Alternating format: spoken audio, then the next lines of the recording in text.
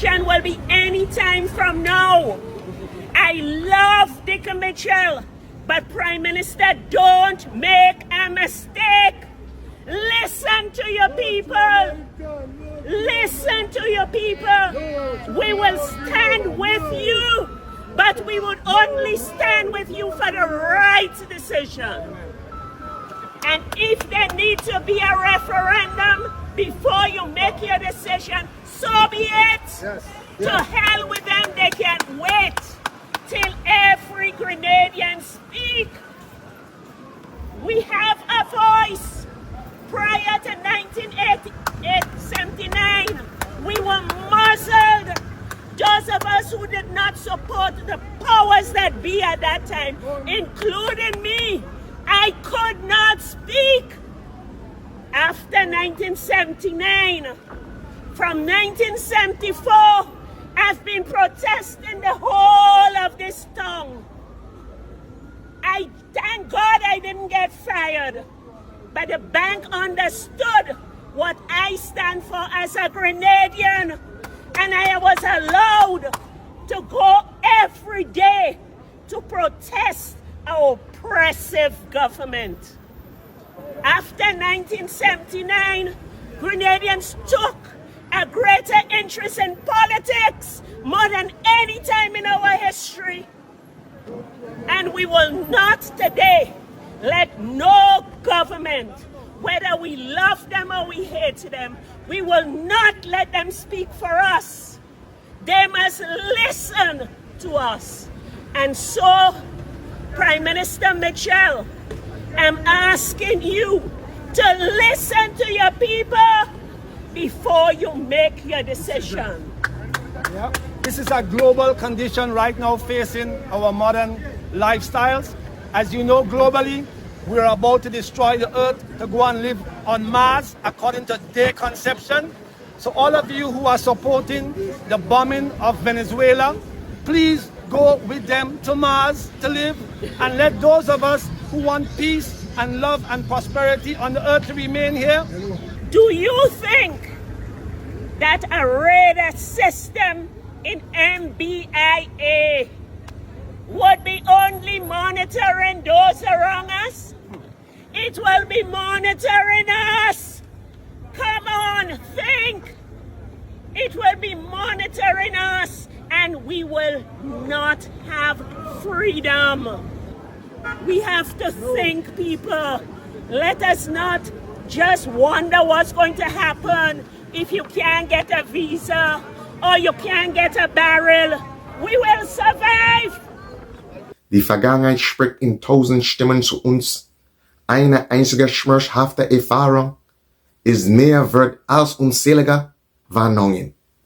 The past speaks to us in 1,000 voices, and one single ton of experience is worth a wilderness of warnings. So to simply break this down, it means that one painful experience is worth countless warnings. So you would have thought, with the one painful experience we've had in 1983, that would have been worth 1,000 warnings. So when we were confronted with a situation in this time, we'd have been able to deal with it and would have heeded those warnings. But quite to the contrary, like misguided and unguided people, we ran straight in to the lion's den.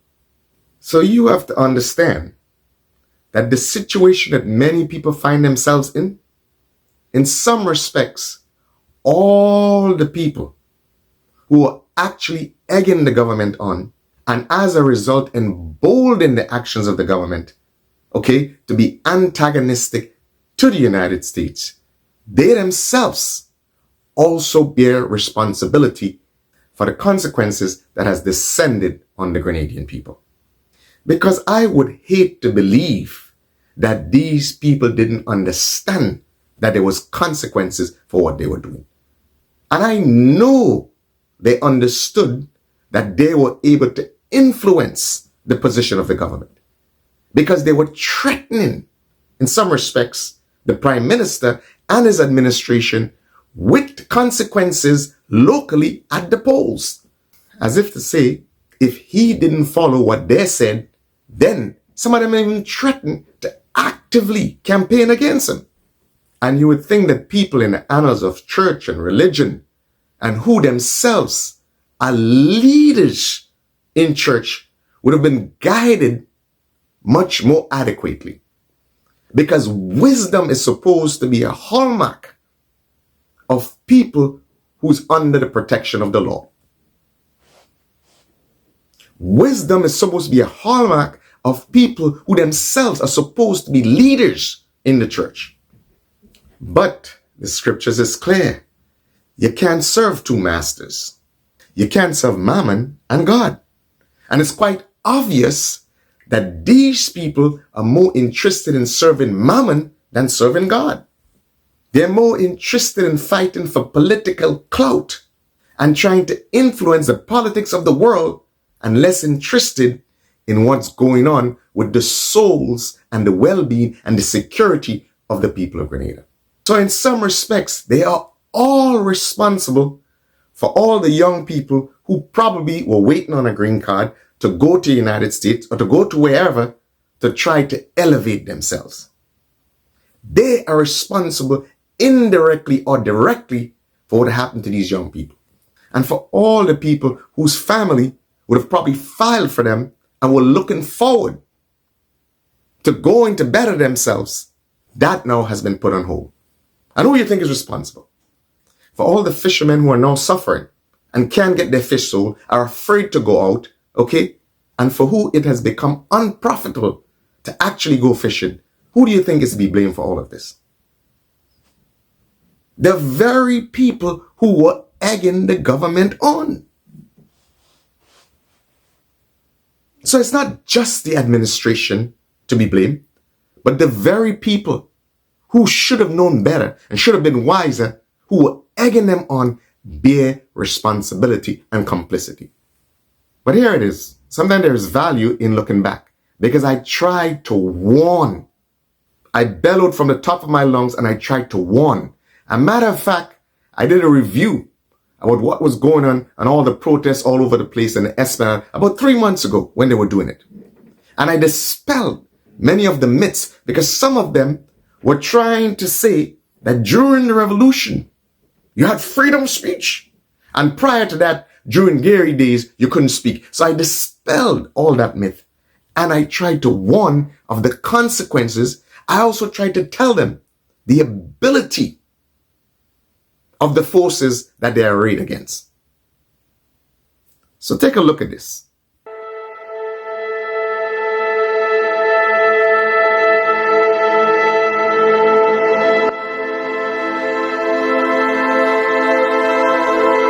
Wir können die Wahrheit nicht verfälschen, unserer Perspektive oder politischer Erzählung voranzutreiben.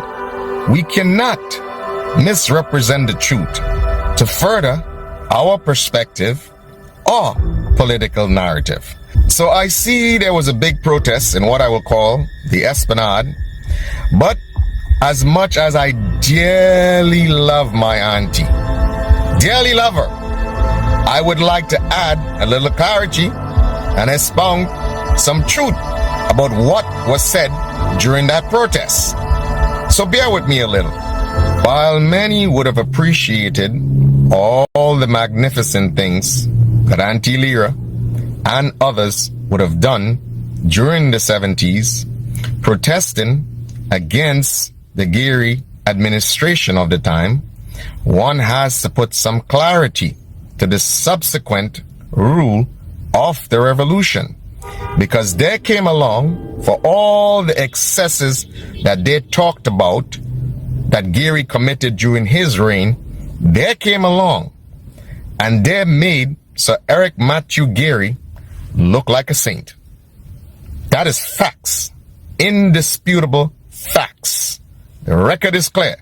The revolution jailed over 3,000 individuals, Grenadians, your people, okay? Many of them were interned at Hopeville. Interestingly enough, right where you're planning to put the so-called teaching and research hospital, the Polaris White Elephant, is where many Grenadians were interned okay, as prisoners.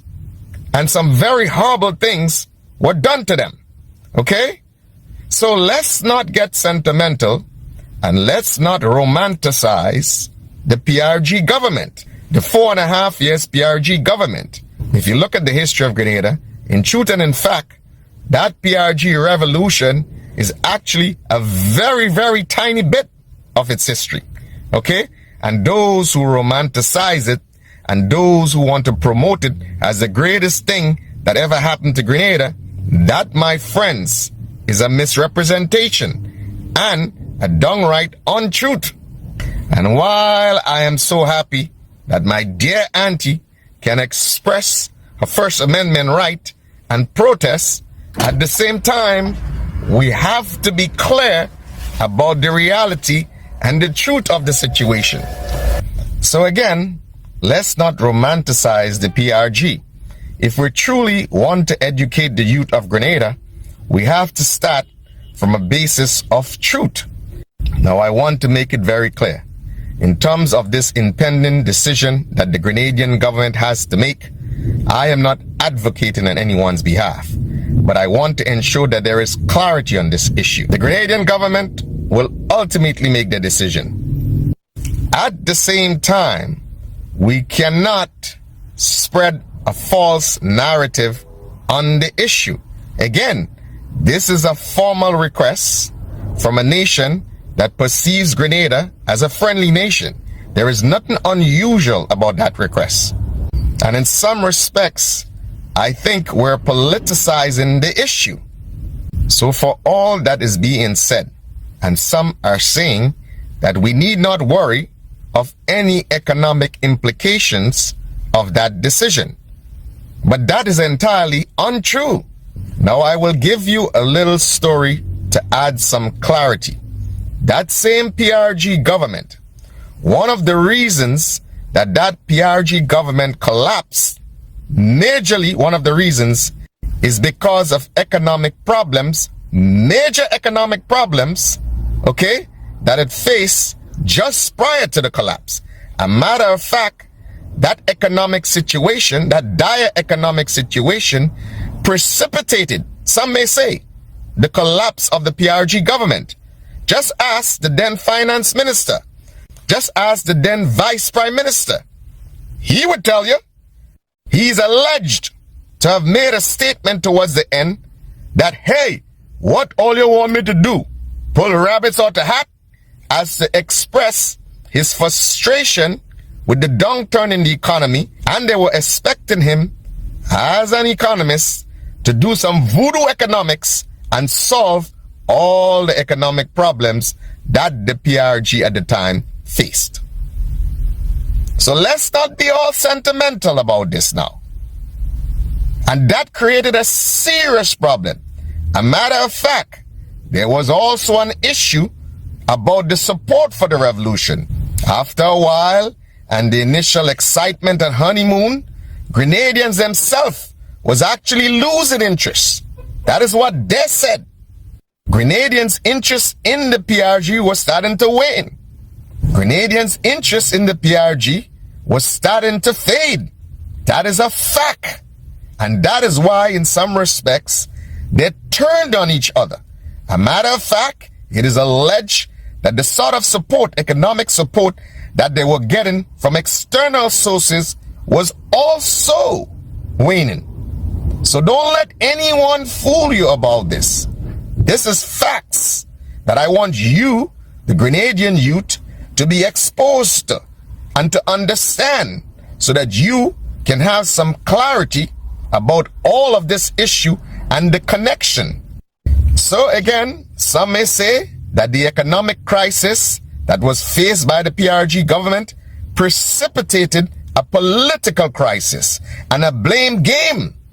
A matter of fact, it is alleged that they thought it was because of some Marxist-Leninist ideology that was not being properly followed, or they weren't adopting or interpreting the Marxist-Leninist ideology properly and implementing it properly. And of course, they turned to the intellectuals in the party, okay? And of course, we know who at the time was seen as the biggest intellectual in Marxist-Leninist philosophy. That is one of the reasons that these officer cadres might have also had a certain attraction, a certain respect for the certain individual who was seen as the intellectual on the Marxist-Leninist philosophy. And of course, coupled with their old allegiances and their personal ambition and stuff. So, if we want to talk about this, let's be clear. And again, I want to add a little clarity to the issue of monitoring Grenadians. There was some mention that, oh, well, this radar system, if installed on Grenada, can be used to monitor Grenadians locally. And that was expressed as a concern. But let me say, and let me make it very clear, okay? Anybody or any nation or any organization or institution that wants to monitor Grenadians does not have to come physically on Grenada. A matter of fact, right now, I don't know, is it 100,000, 110,000 Grenadians?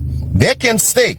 A kid probably can stay in his home with a home computer and can monitor all the conversations and everything that is being said by every Grenadian in Grenada. So that concern, I would say in some respects, is a bit fanciful. Nowadays days, you have a cell phone.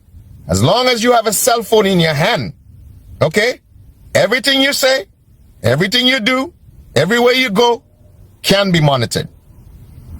So if that is a real concern, that we believe that installing a radar on Grenada would actually increase the monitoring of Grenadians, forget about it. That's not the case. That should be the least of our concern. As a matter of fact, a lot of you may know, a radar system is more for the military applications. Obviously, for finding targets, for coordination of offensive and defensive weapon systems, target finding, and to provide some sort of overall visibility where you don't get actual visibility. That, some of the functions of the radar system. So it is an integral part of the integration of your military systems. It is quite interesting for all the perception that people are having right now about the United States putting a radar on Grenada. No one expressed alarm and concern about all the military hardware that came to Grenada in the period 79 to 83. No one expressed concern about that. A matter of fact, they could not express concern about it. Because as I have said in previous videos, by the point of a gun, they would have been hauled up to Richmond Hill, or they would have been hauled away to Hopeville. That is a fact. There are people who are hauled away for saying the simplest of things. Okay? There were Rastas who were hauled away for saying, look, we don't deal with Babylon. Okay? And that was seen as a counter-revolutionary statement. And they were hauled away. So let's not be sentimental about this. Let me tell you something. It's so interesting that recently a friend and I, okay, was having some chats about the events of October 19. Because that friend saw me that day. I saw them that day, okay, in the neighborhood. And we were just, reliving and, talking about some of the things. Okay? Let me tell you something. These people, don't let them fool you. Anybody talks about the chaos they were trying to sow in the market square and their quote-unquote counterintelligence unit, all the things they were doing, listen, let's stop, okay? Let us stop.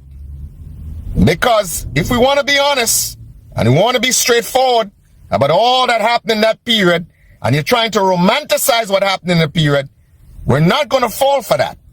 We're not going to romanticize what happened in that period, okay?